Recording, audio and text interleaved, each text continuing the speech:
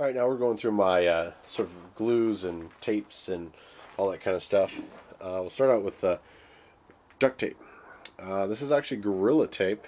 My first experience with Gorilla Tape, I'll give you a little story here, had to do with these pins that attached to my transfer case that got busted out. And I couldn't get the pin up to where it was supposed to be, and then there's a locking little pin that went across it. I could get it down from the top, but not up. So, I don't know. Long story short, I put the pin up, but I couldn't get the locking pin through it. So I just put a little piece of duct tape, of the Gorilla Tape, and it got me out of the mountains. I got home that way, about 60 miles outside the city, got to my house, went to bed, completely forgot about it, hopped in my truck, and it dawned on me about a week later that I actually hadn't pulled that pin out and fixed it. And then I meant to do it, and I didn't. I think it was like 2 weeks later when I finally got under there to do it. Guess what? Through rain in Seattle, Western Washington, all that weather, everything, all that driving I did, the tape was still holding that pin in. I was pretty impressed with that. You got to be careful. It will stick. It will stick very well. But if it's any slightly damp, it won't. And that's true about a lot of tapes, I guess. I do have a spare one of these. This is a rod guide. It goes to the front of my transfer case. Like I said, I had this thing split in half, which was part of the same story we're talking about the duct tape. So now, you know what? I have an extra one, and I just keep it with it. And we'll get into that later. But it's important to have various electrical connectors, ones that go together, butt-end connectors. I have uber's amounts of fuses, because I had a problem, and so I will never again not have fuses. These are just sort of little organizers. Have some earplugs and epoxies, various things, various screws and whatnot. This is sort of just a way to organize them. This has wire nuts, Loctite, various things that you will collect over the years that it just helps organize them a little bit better. And again, you will find what you need for your car as you go along, but I really encourage you to try and do things yourself. You're just going to save yourself money in the long time. You'll gain confidence. You'll know what your truck is doing, your car, and you'll know why it's doing it that way. And this just happens to hold. These are gloves, keep your hands cleaner. They also keep your hands warm.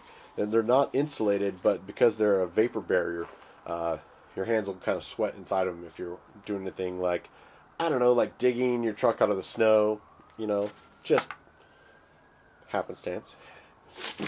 This I bought and then decided not to use. This is muffler tape, but I kept it in here.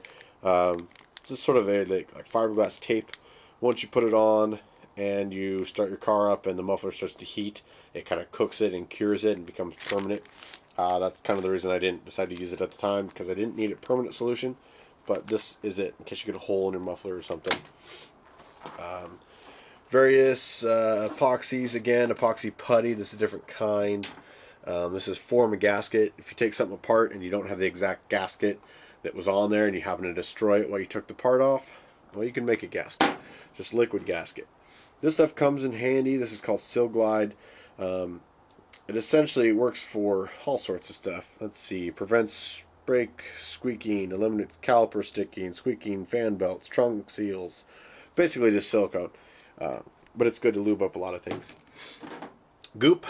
Always good. Silicone goop. Ultra high temp silicone maker. More of that.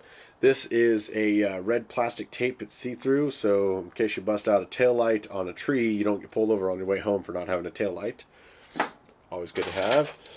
More random, like U-clamps. I forgot why I even have those in there. This thing again is a I can't get it open with a hand. It does have a little cross in there and a message for my mom. Like I said, I just kind of toss those in my toolbox. It's always in my truck. Gives my truck good luck. Pen and a white grease pencil, and just something I happen to need to find my timing.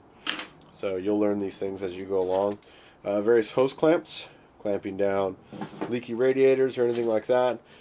Zip ties, and these funny little knobbed ones that aren't really zip ties, but kind of.